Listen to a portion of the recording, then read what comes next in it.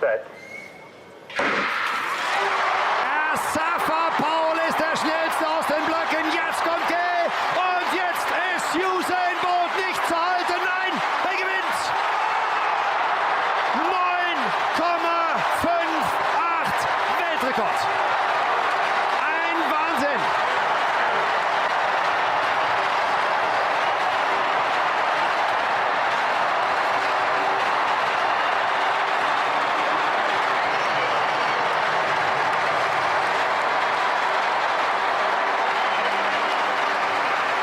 Da denkst du dir, Peking ist nicht mehr zu toppen.